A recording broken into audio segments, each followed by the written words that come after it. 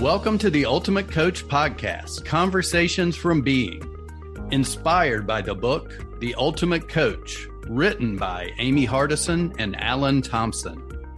Join us each week with the intention of expanding your state of being, and your experience will be remarkable. Remember, this is a podcast about being. It is a podcast about you. To explore more deeply, visit theultimatecoachbook.com. Now, enjoy today's conversation from Being. Thank you for joining us for another episode of the Ultimate Coach Podcast. I'm one of your hosts, Meredith Bell, and I am so excited today to welcome as my guest, Farah Ismail. Farah, I'm so glad to have you with us. Thank you for joining us. I am delighted to be here. Thank you. Farah was very involved in all phases of the Ultimate Experience event in Mumbai that was held this past February. And so she has such an interesting story of her journey and the things that she has been doing in terms of her way of being, to me, is just so inspirational. And I've been looking forward to our conversation. Farah, let's start with, how did you first learn about the Ultimate Coach book and get involved in the event in Mumbai? This was, I truly believe that things happen for a reason and they just show up in my life. And it's when there's a new chapter to be created. And so this is what happened for me in September when I was part of another event that a group of us were hosting, in which we had invited a few external speakers. And one of them was someone I didn't know at all. It was Alok Apudurai. And I remember it was day 2 of our event and Alok came in for 30 minutes. And in those 30 minutes, his first 5 minutes captivated me. There was something was pulling at my heart, I think my soul, my spirit as well. And I had no idea what it was. It was just, he just captivated me with his being. And there were 3 things he said in that 20-30 minute presentation. It was a really powerful presentation, but there were 3 things that I caught. One was he repeated the name of a coach, his coach and mentor, Steve Hardison. He spoke about a book, The Ultimate Coach, and then he said, and yes, we're having this, just created an experience in India, in Mumbai, in February, and this was somewhere in September, and February looked like a really far away, right? And I think what I did, what I would usually do when I get inspired, I take action immediately, and nothing can come in the way. And that was what I did. I clicked, set up a call with him just to get to know him. And I just wanted to know what was it that happened. And our conversation was very interesting. It was getting to know each other. And for me, it was plain curiosity about what was that experience I had. And so while he was sharing about the book and what the book had created for him, I knew exactly that this is something that is happened for me. And the next thing, of course, was on that call, I invited him to connect me to whoever it is who's creating this event in Mumbai. Who's this person? And so he set up, on that call, he connected us. And the next thing was speaking to Ranjan.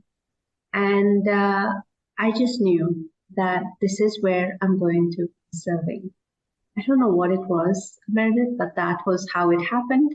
And the rest is the most exciting miracle that we created, not just for others, but I created for myself. And my whole world changed. The book came alive.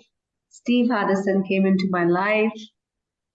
And I had such beautiful experiences that I just cherish, and every day creating from there. Of course, it's never ending, right? So that's how it all started. It was that one moment one conversation, one spark that catalyzed this whole journey. Mm-hmm. I want to reflect a little bit on what you've just said, because I think all of us can learn from this idea of paying attention to those nudges that we get, because you were drawn to his message and you didn't just think about it. You then reached out and contacted him and were open to not just learning, but seeing where this might take you. And I think that says something to me about your trusting your intuition and what you said about acting upon it immediately. And so I would love for you to share, what have you learned in life about the wisdom of doing that? Because too often, don't you think we tend to stop and want to analyze and look at the pros and cons, and sometimes we talk ourselves out of taking action by going through that process. What have you learned over the years about the importance of that intuition? I think you're touching something is probably one thing that has created all those incredible moments in my life, which is taking action when I've had the nudge. And it could be as simple as setting up a call with the CEO of a company because I really loved the kind of facilitation work they were doing and they were creating, and I was designing something. And I remember I wanted to actually get to know what are some creative ways I can design this very, very important session. So I said, how can I, I don't want just the information. I want to actually speak to the person themselves. And I remember this is an old story, but it just came up to me now. And it was in that moment, I sent him an email and he just offered me 45 minutes of his time. And when I think back, there are all these moments in my life when I have really trusted that, in my heart, I feel that tug. I feel it. And that's when I find that that's where the most amazing stuff can happen. And I think I tap into that when there's no logic. You're right. I cannot do it when I'm in my head. It's or when I'm stopping myself or I'm doubting myself. So it is in the moment. It's just clicking then without overthinking. Mm-hmm. So the power of listening to my inner voice, the one that really makes me feel that way, that, I'm actually feeling totally aligned to where I want to go. That is powerful. And I would say it's easy to forget that. It's easy for the noise or the other voices to come in. But when you know that this is something that you can choose, mm-hmm. and you've seen that, I find that I play from that space. It's all, that's the area that I find gives me the most joy.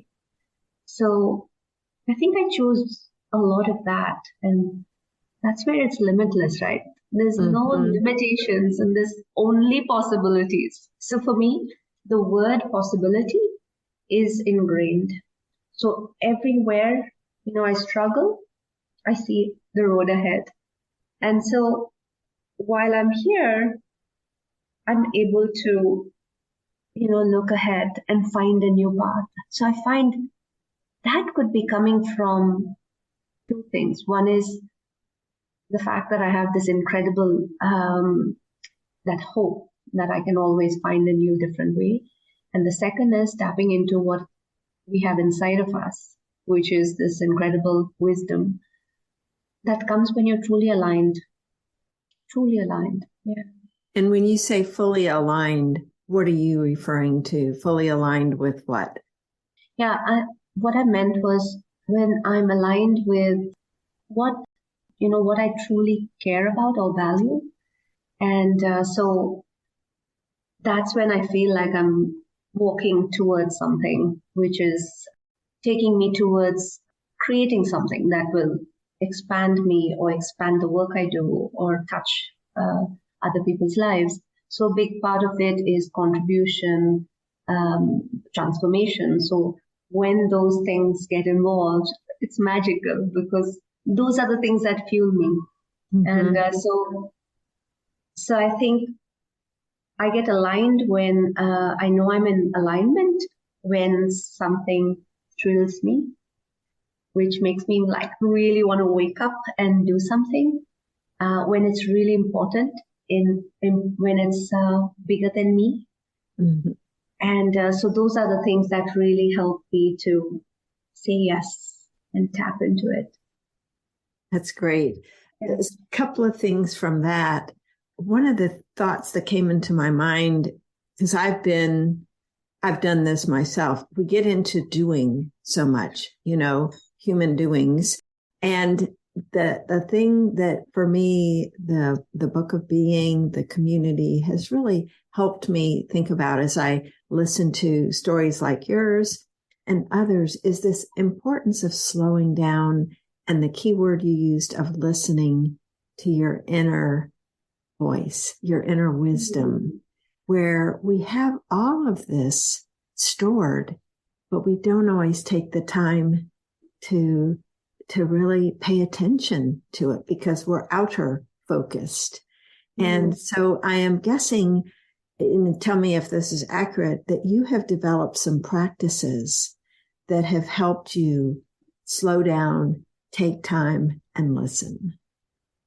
Absolutely. I want to talk about something which is interesting. It's called an unhurried approach.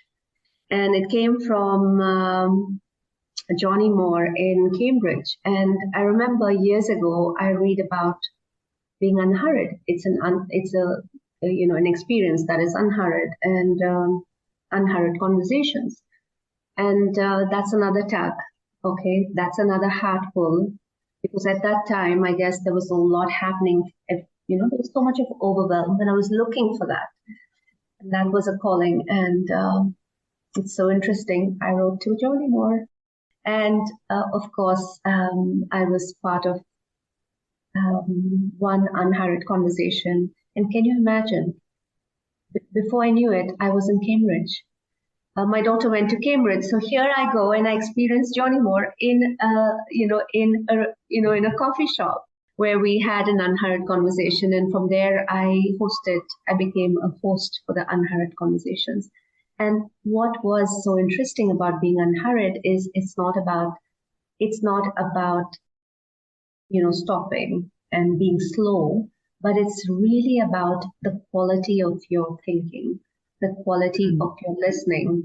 And it's an approach that, normally I do this online as well, virtual unhurried conversations, which is so powerful, which is really about allowing your thinking. And then when you're listening to someone else, you just pause and enjoy what you're listening. So you empty your mind. And of course, exactly what we talk about listening, but it's a beautiful process that I think invited me to say yes, to be a host and to create those spaces where we can choose to be unhurried in our approach and experience a quality in our conversations that we've never experienced before. So that is one thing. So it's like a way of thinking, a way of being. And yes, of course, I have other ways in which I choose to take a pause. And I usually like to wake up in the morning. I have a writing practice, which came from the artist's way. And it is a morning journal. It's called Morning Pages. And the morning pages are the most incredible place where you put all your stream of thinking that happens before you do anything on paper. Could even write, who am I being today and why is nothing coming in? But you're just dumping it all. And it's so interesting when you don't judge your thinking, that what happens on the paper is interesting and you never go back to it. But it really is very powerful what you can create from there. So those are two that I I would say, are a really important part of my. Mm-hmm. Well, I love that phrase, unhurried conversations, where, because too often, it's like, get this done so I can move on to the next thing. And unhurried, I like the distinction you make in it not being necessarily that you stop or slow down, but you are fully present in the moment so that you're not trying to anticipate what comes next, but just be there. And I think that in itself is so valuable, because so often we're looking backwards at what happened in the past or looking way ahead and anticipating something in the future, and we miss what's going on right now. And go ahead. I mean, I just felt that you touched something really important about that way of being. And what's powerful of being unhurried is you're not attached to the outcome. So you're just not attached to, where we're going or what we're going to arrive. It's from where you are showing up. And so that way is new for a lot of people. So I used to do that in cafes in India. And of course, I did it in other countries. When I would travel, I would post an unhurried conversation. And it was so interesting to see what that experience meant to others. And that expanded me so much. And I think over the years, there are things like this. And then, of course, this beautiful book, The Ultimate Coach, and what I'm experiencing about listening through that is really changing how I experience the world. And I'm just loving that. And sometimes I feel, I'm not rushing around. You'll find that there's this quietness and this thing, but I'm enjoying what I'm doing. And there is that fierceness in what I create.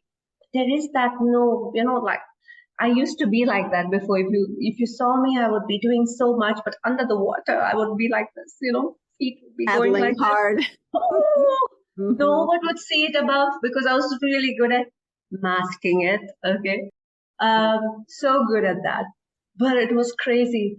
Today, I don't feel that, because of all this, how we continue to develop, evolve, and awaken. That's what I'm doing, awakening all this. That's great.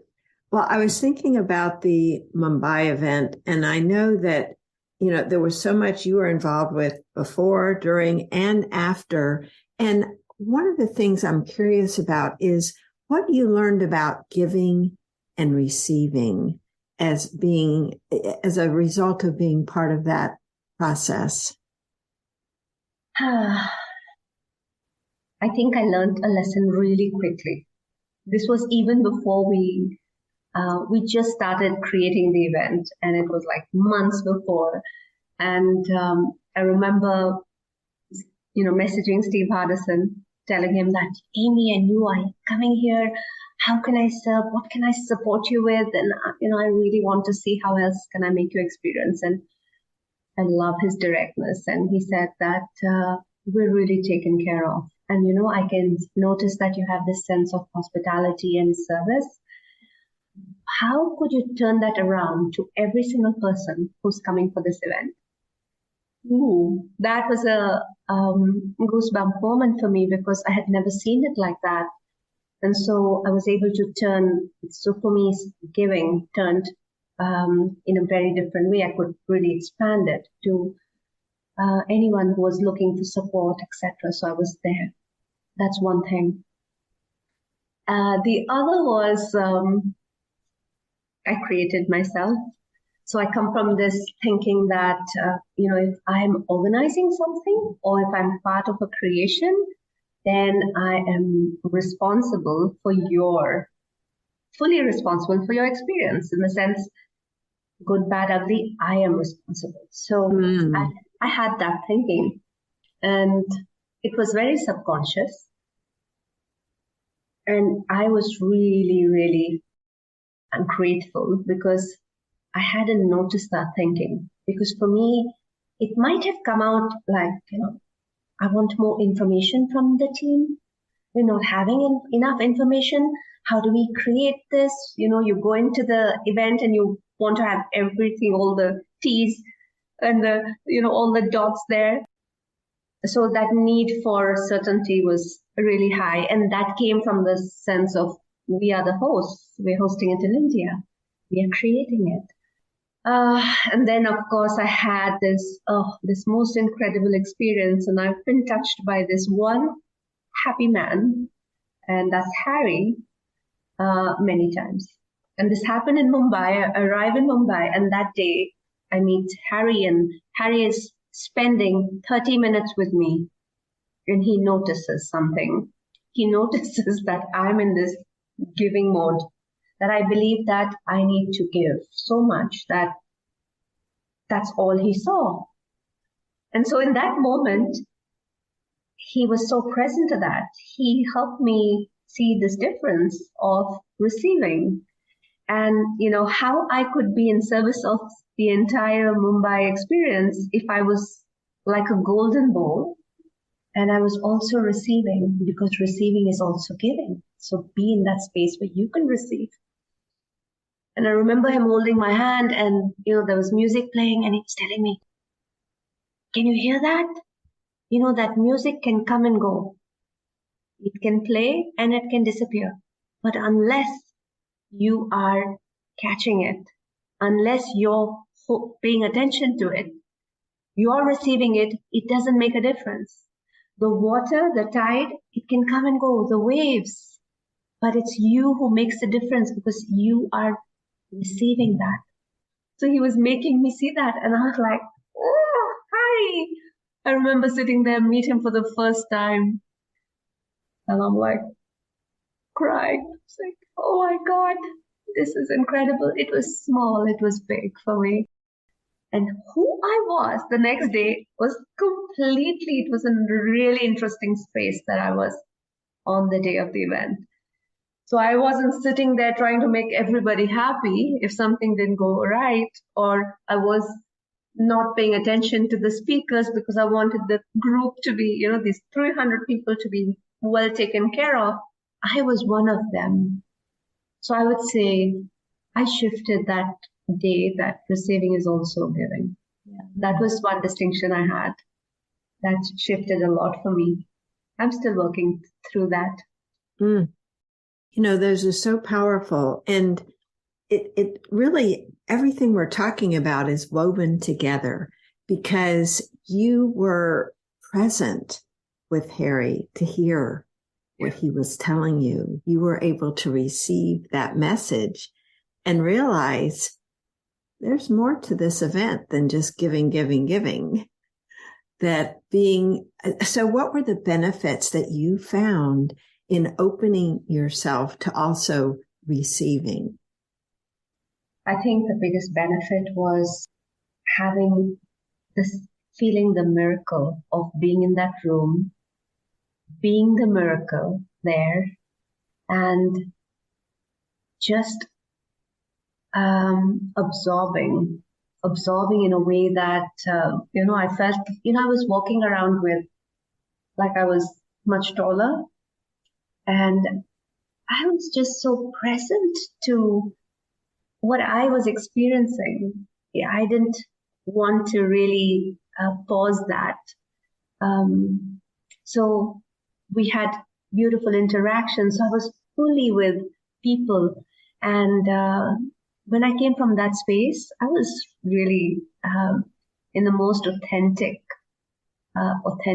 space when I could just show myself the way I am and share what I was experiencing and just loving what I was taking back. So I would say that it really, really was an experience. I could say that I felt most of it. It's like I've heard that some of my other friends in the other experiences, like, I could just get this one thing. I was, because there was so much happening. And here, I felt that Ankush touched my life.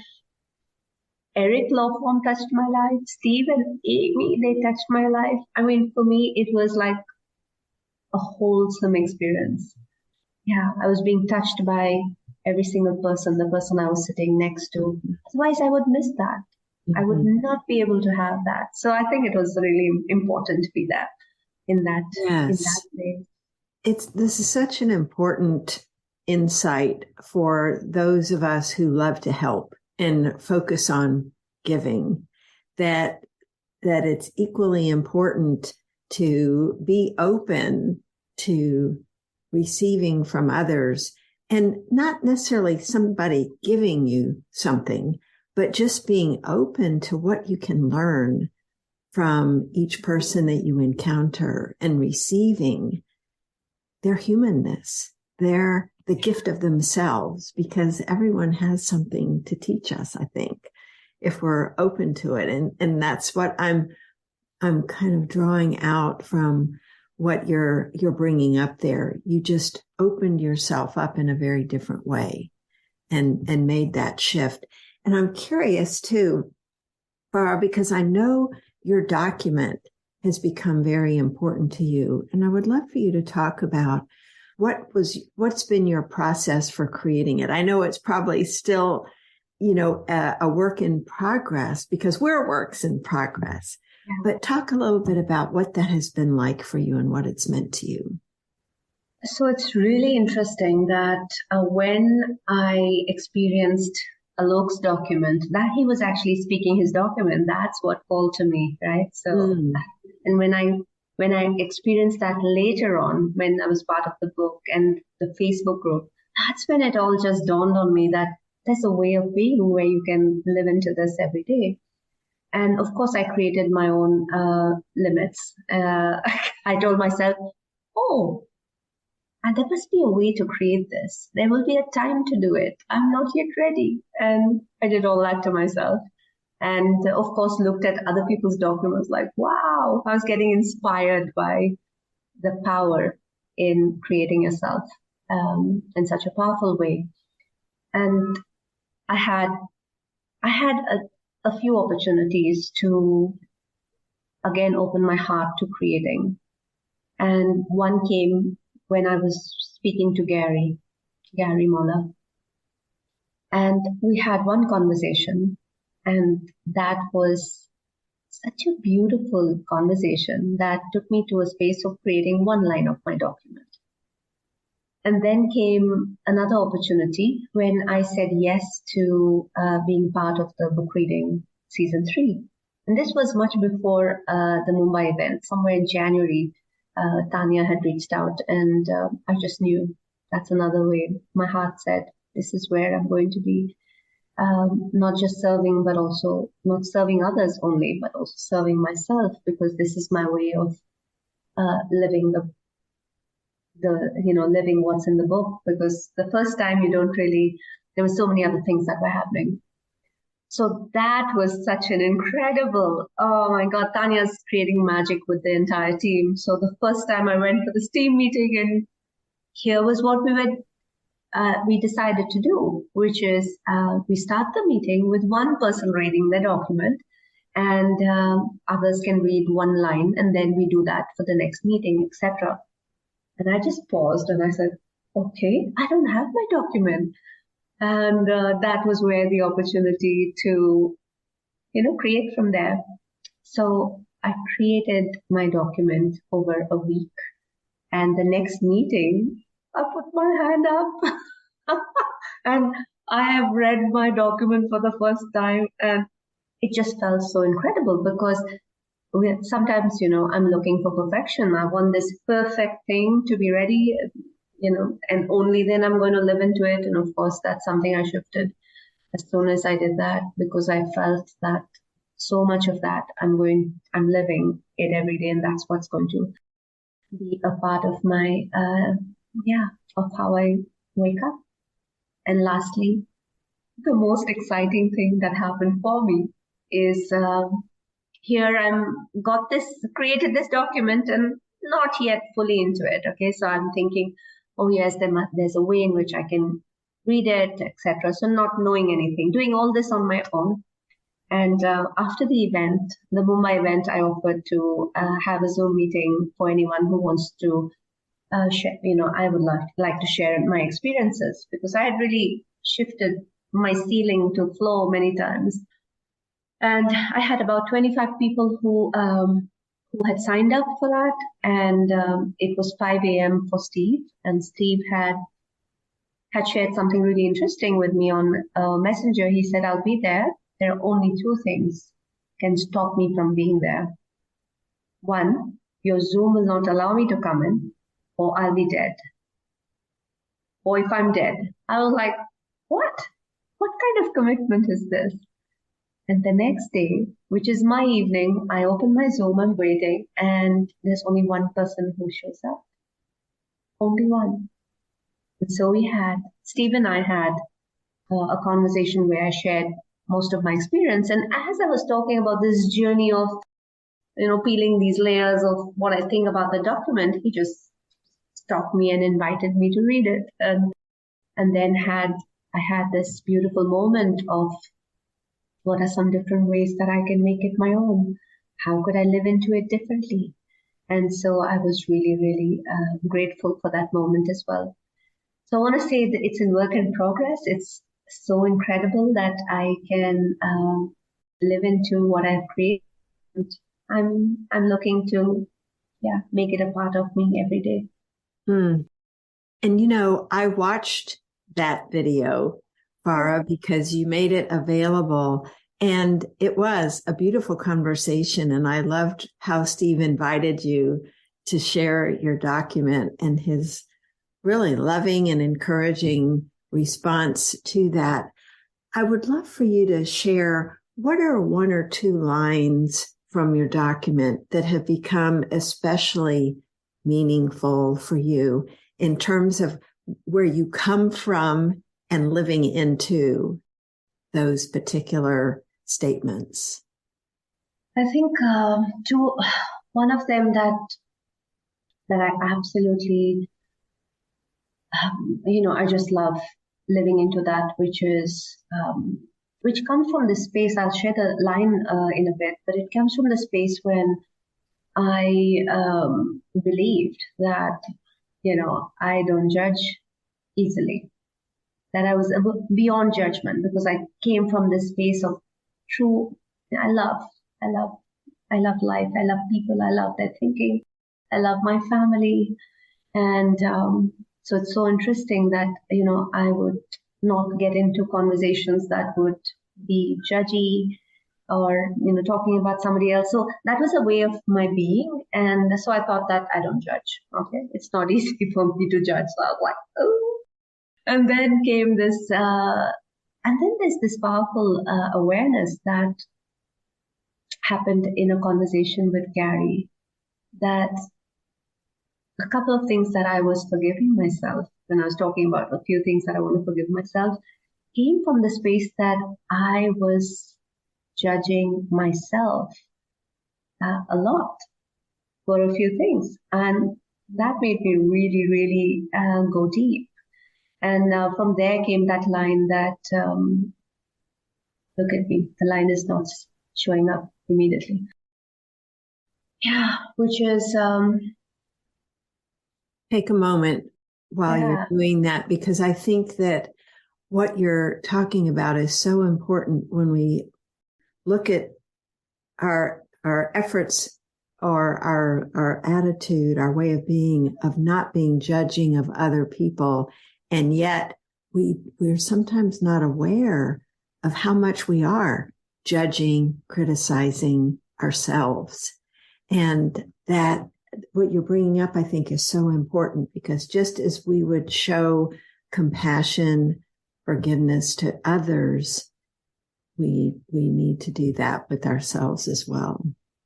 I should know that, because I come from the airline industry, and you have to put your oxygen mask first. And we learn that, and then we forget it along the way when we become these super women trying to do everything. I tried to be that until I chose to take off some of the armors that I wear, and just be a lot more vulnerable and seek support. And I really came from that space.